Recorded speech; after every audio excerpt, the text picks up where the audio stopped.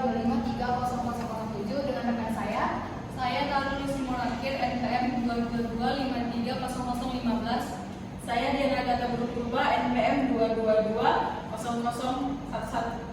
Saya Yohana Priscila Simanjuntak NPM 222530017. Saya Egi Rizal Tarigan NPM 2253008. Nah, di sini yang pertama kami akan membahas dari bab 2, yaitu tentang perbedaan penelitian kuantitatif dan kualitatif. Sudah jelas jelasnya, kita akan terlebih dahulu apa sih pengertian dari penelitian kuantitatif. Penelitian kuantitatif yaitu jenis penelitian yang berfokus pada pengumpulan dan analisis data yang berbasis angka. Kemudian dalam penelitian ini juga bertujuan untuk mengukur suatu kejadian secara objektif dan sistematis. Seringkali melalui survei, eksperimen, atau pengukuran lain yang dapat dinyatakan dalam bentuk numerik atau yang dinyatakan dalam bentuk angka. Kemudian kita masuk lagi dalam pengertian kualitatif, penelitian kualitatif. Penelitian kualitatif itu yang berfokus pada eksplorasi mendalam tentang suatu kejadian sosial atau perilaku melalui pengumpulan data yang bersifat deskriptif, yaitu seperti wawancara, observasi, atau analisis dokumen. Penelitian ini juga bertujuan untuk memahami pengalaman persepsi atau makna yang diberikan oleh partisipan terhadap suatu kejadian yang mereka alami. Kemudian, apa sih perbedaan dari penelitian kuantitatif dan kualitatif? Nah, yang pertama di sini dari kuantitatif ada paradigmanya, yaitu penelitiannya itu berlandaskan pada positisme, bersifat eksperimental atau manipulatif. Kalau dari kualitatifnya lebih tergantung pada teori grounded dan memperlihatkan upaya penemuan dari proses penelitian. Kalau dari perspektifnya penelitian kuantitatif lebih menggunakan pendekatan etik, yaitu seperti penelitian mengumpulkan data dengan menetapkan terlebih dahulu konsepnya. Kalau dari kualitatif perspektifnya penelitian kualitatif lebih menggunakan pendekatan etik, yaitu dengan mengumpulkan data seperti cerita rinci dari seorang dan diceritakan sesuai dengan bahasa dan pandangannya sendiri di lokasi penelitian. Kemudian ada lagi dengan menggunakan metode deduktif, yaitu pengumpulan data dan menyimpulkan dengan menguji hipotesis, mulai dari teori mana kita memulainya dan melakukannya observasi dan kemudian diuji. Kalau dari kualitatif menggunakan metode deduktif, yaitu seperti memperoleh data yang detail atau riwayat hidup dan backstory yang dapat menghasilkan hipotesis atau menemukan pola penelitian. Kalau menurut tujuannya dari kuantitatif yaitu untuk menyajikan suatu fakta atau mendeskripsikannya secara statistik. Kalau dari kualitatif menurut tujuannya menghasilkan atau mengembangkan teori dengan melakukan penafsiran terhadap suatu peristiwa tersebut. Kemudian ada lagi dari sifat penelitiannya, yaitu bersifat konfirmasi disebabkan karena metode penelitian kuantitatif ini bersifat menguji hipotesis dari suatu teori. Kalau dari kualitatif, sifat penelitiannya bersifat ekspolaritas atau bottom up, di mana peneliti menghasilkan hipotesis dan teori dari data. Kalau dari kuantitatif, bentuk pengumpulan data yaitu ada 4. Yang pertama ada kuesioner tertutup, kuesioner kombinasi, dan wawancara terstruktur. Kemudian yang keempat ada observation checklist. Kemudian dari bentuk pengumpulan data kualitatif, yang pertama ada wawancara tidak terstruktur, ada wawancara semi terstruktur, angket terbuka, catatan lapangan, dan jurnal.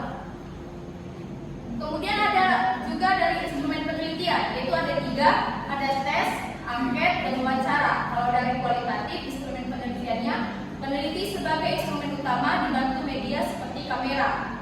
Kalau dari kuantitatif, hubungan peneliti dengan sampelnya, ada jarak kedudukan peneliti lebih tinggi dibanding sampel selama proses penelitian. Kalau hubungan peneliti dengan respondennya tidak ada jarak, maka kedudukan peneliti dengan respondennya sama. Kemudian dari sampel kuantitatif, yaitu yang pertama ada pengambilan sampel, yang kedua jalan sampel, yang ketiga sampel yang berjumlah besar. Kalau dari kualitatif, sampelnya berjumlah kecil, mengambil sampelnya sebagian besar menggunakan sistem non-random sampling. Kemudian di sini pasti ada yang bertanya dengan ciri-ciri penelitian kuantitatif. Yang pertama dari penelitian kuantitatif dalam bentuk angka, di mana data dikumpulkan dan analisis menggunakan statistik atau matematika. Kalau dari objektif, Kalau dari objektif, untuk mencari keteraturan, pola, atau hubungan antara variabel yang dapat diukur secara objektif. Kemudian dari ciri-ciri penelitiannya ada lagi instrumen struktur, yaitu menggunakan kuesioner, tes, atau alat pengukuran lain yang sudah distandarisasi. Kalau berikutnya ada generalisasi, yaitu untuk membuat generalisasi terhadap populasi yang lebih luas dari sampel yang diteliti. Hipotesis itu ada biasanya dimulai dengan hipotesis yang jenis akan diuji melalui analisis data.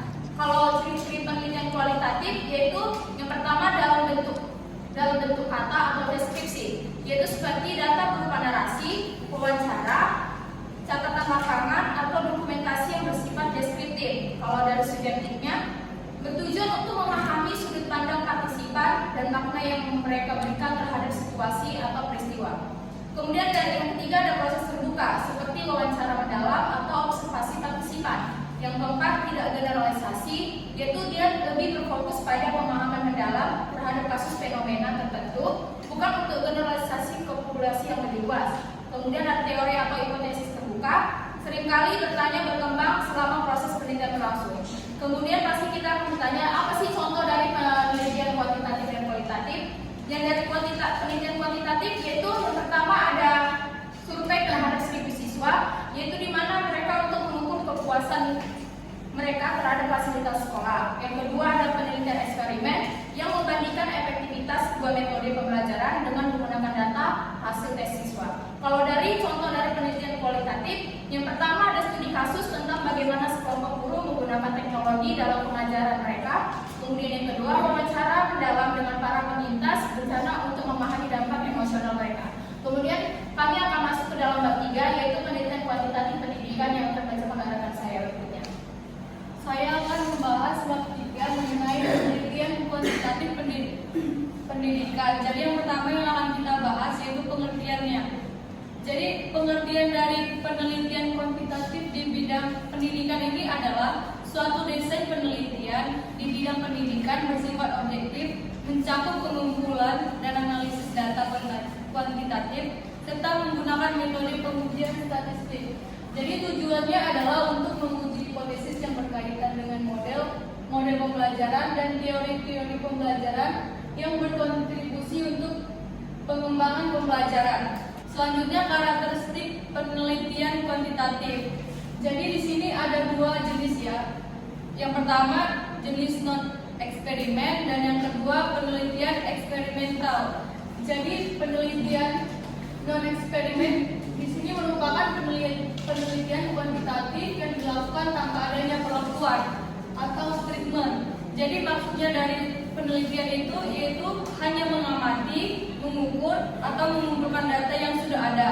Contohnya seperti penelitian survei ya teman-teman, yaitu mengukur tingkat kepuasan mahasiswa terhadap fasilitas kampus. Yang kedua penelitian eksperimental. Jadi pengertiannya adalah penelitian yang dilakukan dengan cara memberikan perlakuan atau treatment. Jadi yang dimaksud penelitian ini yaitu bertujuan untuk melihat hubungan sebab dan akibatnya. Selanjutnya ada ciri-ciri penelitian kuantitatif. Seperti yang ada di layar, yaitu terdapat beberapa ciri-cirinya, yaitu pertama cara sampling berlandaskan pada asas random untuk eksperimen murni, yaitu ada true eksperimen atau non random untuk eksperimen semu atau quasi eksperimen. Instrumen sudah dipersiapkan sebelumnya di lapangan. Terus yang kedua ada jenis data yang diperoleh dengan instrumen-instrumen sebagian besar berupa angka atau yang diangkakan. Selanjutnya ada pengumpulan datanya memungkinkan diperoleh data dalam jumlah banyak dan dalam waktu yang relatif singkat. Selanjutnya teknis analisis yang dominan adalah dengan menggunakan teknik statistik, baik statistik deskriptif atau statistik inferensial. Selanjutnya ada ciri-cirinya sifat dasar analisis penelitian edukatif dan sifat penyimpulan mengarah ke generalisasi. Selanjutnya ada judul validitas dalam penelitian kuantitatif. Jadi teman-teman, validitas merupakan suatu keadaan apabila suatu instrumen evaluasi dapat mengukur apa yang sebenarnya harus diukur secara tepat. Jadi suatu alat ukur hasil belajar menulis dikatakan valid apabila alat mengukur hasil belajar. Contohnya seperti mengukur hasil belajar matematika. Selanjutnya, validitas internal atau internal validity. Jadi, yang dimaksud validitas internal ini adalah sejauh mana hasil sebuah penelitian. Validasi internal ini adalah tingkat di mana hasil-hasil penelitian dapat dipercaya kebenarannya. Jadi seperti sejarah atau histori, kematangan, maturity, seleksi, selection, prosedur test, testing prosedur, instrumen atau instrumentation, mortalitas atau mortality, regresi ke arah nilai rata-rata atau regression toward to mean. Selanjutnya akan dijelaskan oleh teman saya. Baik, saya akan melanjutkan. Tadi sudah ada validitas internal, saya akan melanjutkan ke validitas eksternal. Validitas eksternal ini berkaitan dengan kemampuan generalisasi hasil penelitian terhadap populasi lain yang bersifat representatif, atau dengan kata lain yang mencerminkan keadaan keseluruhan suatu kelompok tertentu dengan aturan yang akurasi. Selanjutnya kita masuk ke dalam jenis penelitian kuantitatif di bidang pendidikan. Ini dibagi menjadi dua. Yang pertama itu ada penelitian eksperimental dan yang kedua ada penelitian non eksperimental. Dan penelitian eksperimental itu terbagi atas tiga, yaitu yang pertama eksperimen murni, yaitu pengelompokan subjek secara acak. Yang kedua eksperimental semu, hampir sama dengan eksperimental murni, hanya saja dia tidak menggunakan cara acak ataupun randomisasi. Yang ketiga ada eksperimental lemah, kontrol yang paling rendah dan tidak memiliki kelompok kontrol seperti eksperimen yang murni dan semu. Selanjutnya kita masuk ke penelitian non eksperimental. Bagi tiga juga, yaitu yang pertama ex post facto. Penelitian ini memahami sebab akibat berdasarkan fenomena, maksudnya berdasarkan dengan apa yang terjadi dan itulah yang diteliti. Yang kedua ada survei. Metode penelitian ini di mana peneliti mengumpulkan data dari sampel menggunakan kuesioner dan wawancara. Maksudnya dari sampel sebelum melakukan survei kita meneliti dengan cara ex post facto. Yang ketiga ada korelasi. Metode statistik yang digunakan untuk mengukur hubungan antar dua variabel. Selanjutnya tujuan penelitian eksperimen di bidang pendidikan. Untuk mengetahui apakah metode pembelajaran berbasis game, ini contoh ya teman-teman. Contohnya untuk mengetahui apakah metode pembelajaran berbasis game meningkatkan hasil belajar siswa dibanding dengan metode ceramah seperti kurikulum sebelumnya. Selanjutnya ada seleksi homogen. Metode lain yang dapat membuat kelompok cukup sebanding pada variabel asing adalah memilih sampel yang homogen mungkin pada variabel tersebut yang disebut homogen. Jika eksperimen mencurigai bahwa usia variabel yang mungkin mempengaruhi variabel dependen, ia hanya akan memilih anak dari usia tertentu dengan memilih anak hanya berusia 6 tahun. Eksperimen akan mengontrol untuk efek usia sebagai variabel independen asing. Dan selanjutnya materi akan dilanjutkan oleh teman saya, Yohan. Baik, selanjutnya kita masuk ke penelitian eksperimen di bidang pendidikan. Di sini kita bisa lihat ada 4 yang termasuk penelitian eksperimen dalam bidang pendidikan, yaitu ada pre-eksperimental, yang kedua ada quasi eksperimental design, yang ketiga ada true experiment design, dan yang terakhir ada factorial experimental design. Untuk yang pre-experimental design, yaitu penelitian eksperimen yang belum dilakukan dengan sungguh-sungguh karena masih terdapat variabel yang berpengaruh pada variabel terkait. Yang kedua, quasi experimental design, yaitu penelitian eksperimen yang dikembangkan karena adanya kesulitan dalam mendapatkan kelompok kontrol pada variabel luar yang dapat mempengaruhi eksperimen. Selanjutnya ada true experimental design, yaitu penelitian eksperimen yang dilaksanakan dengan sungguh-sungguh dengan mengontrol semua variabel luar yang dapat mempengaruhi kegiatan eksperimen. Selanjutnya ada yang terakhir, yaitu factorial experimental design, yaitu penelitian eksperimen yang dikembangkan dengan mempengaruhi adanya variabel moderator yang mempengaruhi hasil.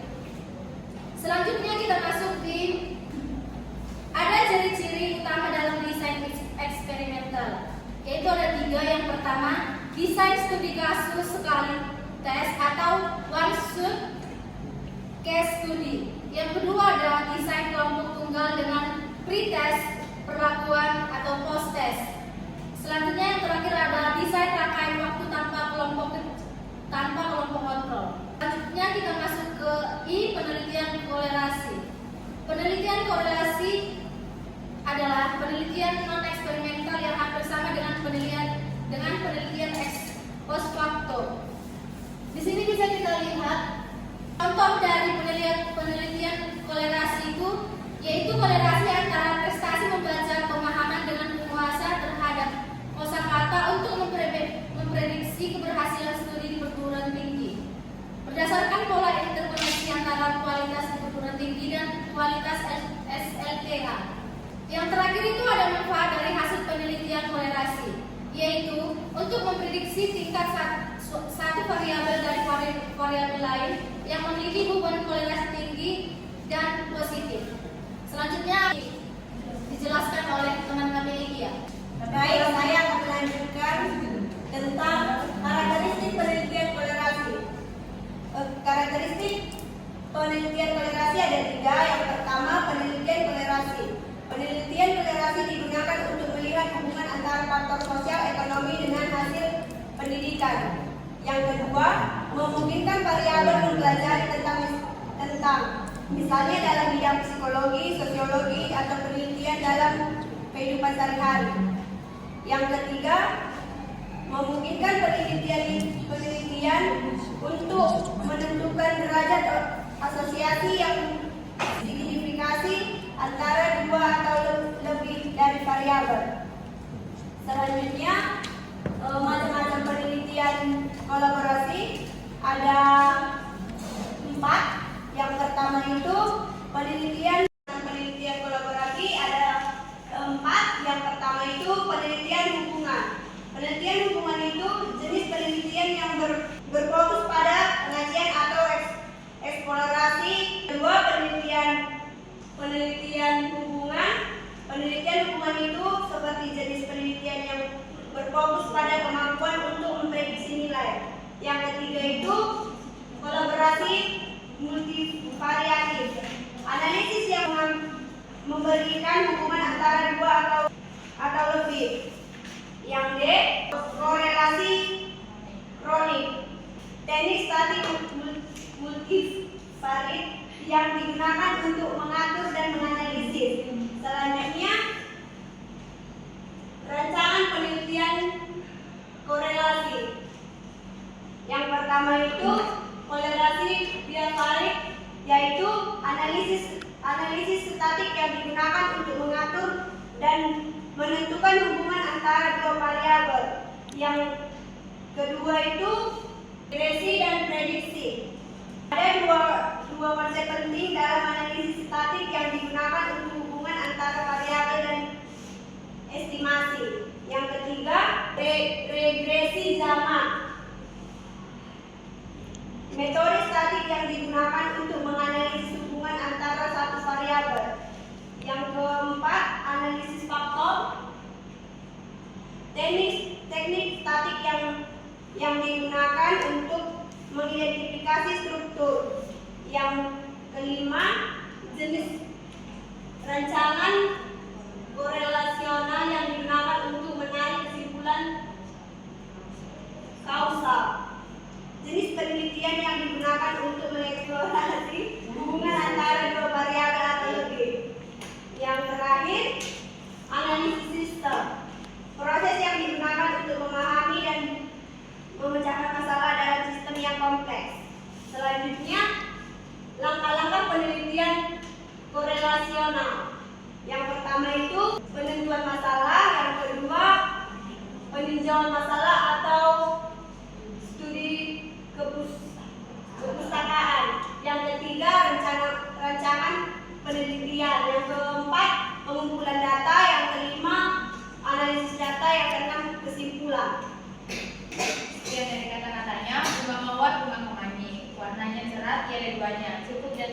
semoga tidak ada yang bertanya. Jika ada kesalahan dari kata-kata yang kami ucapkan, mohon maaf. Jika ada kesalahannya, kami mengucapkan terima kasih.